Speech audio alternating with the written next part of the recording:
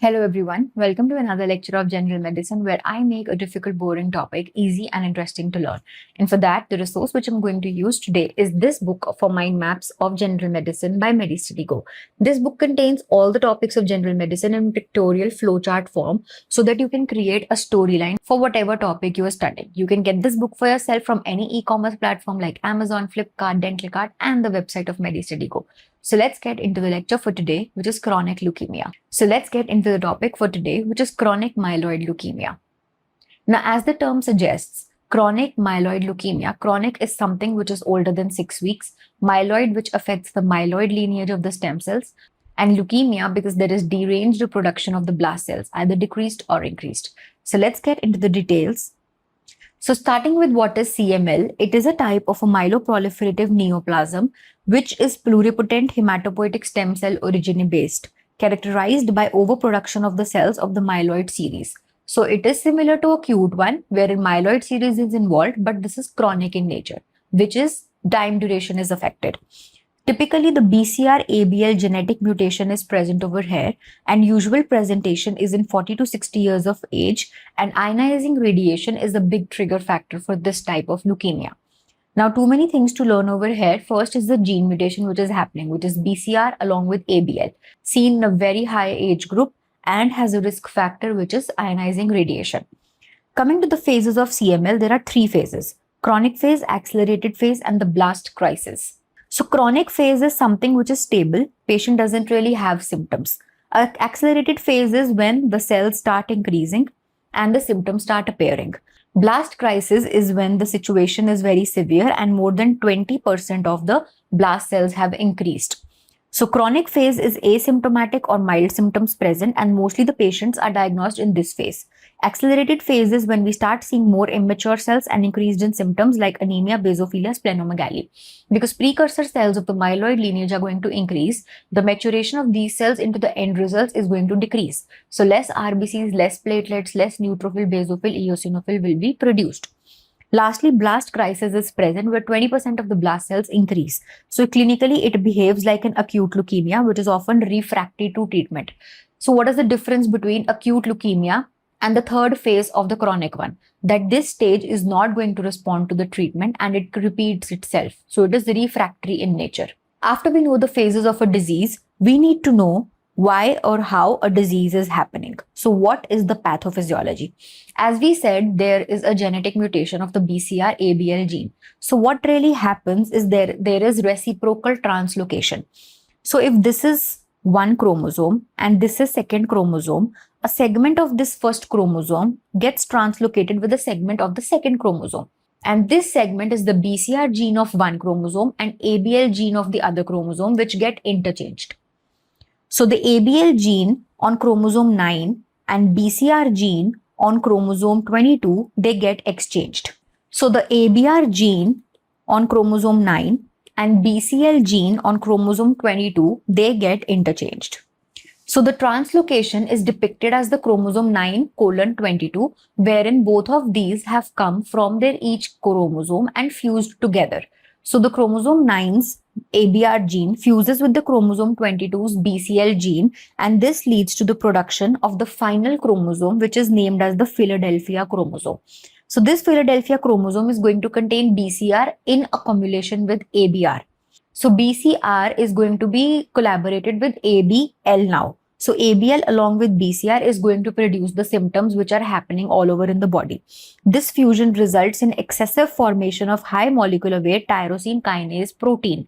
Now this chromosome which is formed is responsible for the production of tyrosine kinase protein, which leads to all of the effects in the body. The effects which happen from this disease are the clinical features which usually depend on the type of cell lineage which is not being formed. Anemic symptoms, thrombocytopenic or leukopenic.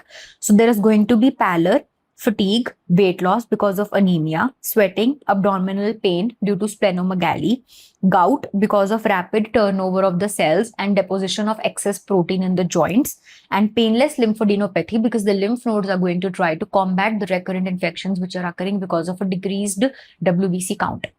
So this is how the clinical features present in the case of chronic myeloid leukemia. After we know the clinical features of a disease, we need to come to a confirmatory diagnosis for the disease and move towards treatment. So the first step of management is to always come to a confirmatory diagnosis. And for that, the first test or the investigation of choice is the FISH test. FISH test is basically used to analyze any chromosomal abnormality. On this, the chromosomes are seen in a fluorescent form. For example, the green one over here are the chromosome number 22, which is the BCR gene, and red one is the ABL or the chromosome number 9. Now, if both of these fuse, like over here, this is the Philadelphia chromosome, and this is clearly visible on the FISH test because a dark background illustrates fluorescent presence of the chromosomes. So this is the investigation of choice. Other than this, obviously we can do peripheral smear and visualize the RBC, WBC and the platelets respectively. RBCs are going to be anemic because there is quantity is less. Normocytic, normochromic, that is, it contains same shape, same amount of hemoglobin, but just in less number. WBCs are going to shift because there are going to be neutrophils and myelocytes increased in number, but other cells are going to be decreased. Blasts will be decreased and basophilia will be seen.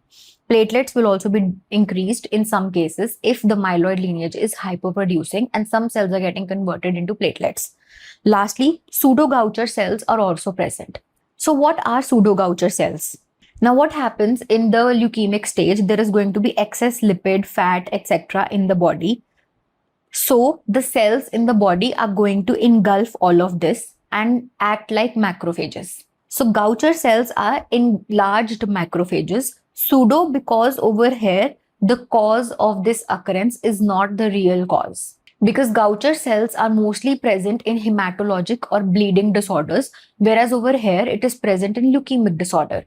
So it is just that increased amount or increased size of macrophage because of a high amount of engulfed lipid forms Gaucher cells like situation, therefore known as pseudo-Gaucher cell.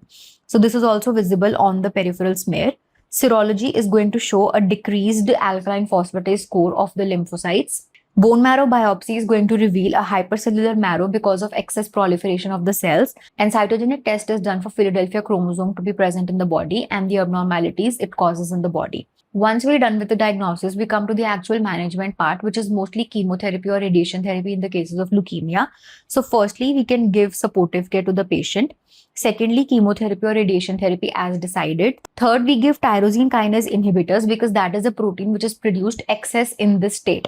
So we give imatinib over here. This blocks the BCR-ABL gene combination, and that if gets blocked, it decreases the production of tyrosine kinase protein, which decreases all of the symptoms which are happening. Lastly, we can also give our interferon alpha, which also decreases the overproduction of the cells so that the less amount of leukocytes are formed. But the main treatment which is given is tyrosine kinase inhibitors, which is actually managing the cause or is actually reversing whatever is happening.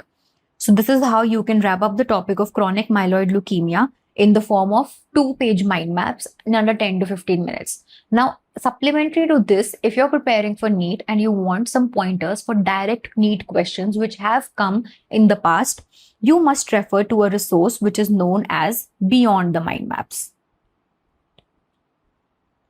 So this is something which contains information beyond the mind map as I taught just now and is easily available on the app of MediStudy Go on iOS App Store as well as Play Store. So you can open these notes for whatever topic you are studying, for example, chronic myeloid leukemia, and go into the notes to visualize specific sections. For example, this one, I'm going to tell you a smart trick to visualize the WBC picture for different phases. Like aleukemic is going to be low or normal count. Subleukemic is that it is low but not too low. Chronic is when the count is normal, and acute stage is when the cell count has increased severely because that stage is an active stage.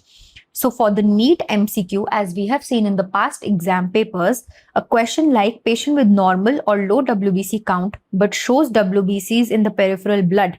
The count is low but smear shows it. The trick is that count is not high but cells are seen in the blood. If the count must have been high, the disease would have been acute, but the count is not high. That is why the disease over here is chronic leukemia. So you can find so many like questions of this type which are interesting to solve according to what has been asked in the exam beforehand, and you can revise what topic you've studied.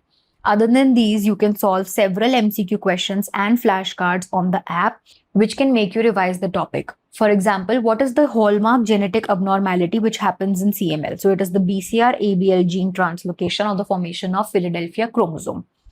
So coming to an MCQ question, the condition in which the patient presents with normal or less count with WBCs in the peripheral blood. So normal or less is never going to be acute, is going to be chronic. So this is your cue that the answer is chronic leukemia. If you flip it over in the app, you're going to visualize why each option is not an answer and which option is the right answer and what is the reason for it being right.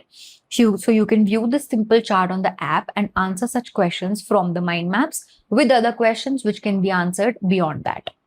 So the app which I'm talking about is this one, which is by the MediStudy Go group, and you can visualize it on iOS app stores as well as Android Play stores. If you found this video useful and would like to revise more such topics in under 10-15 minutes, just hit the subscribe icon and keep following us for more such videos. And I'll see you in the next one. Thank you for watching.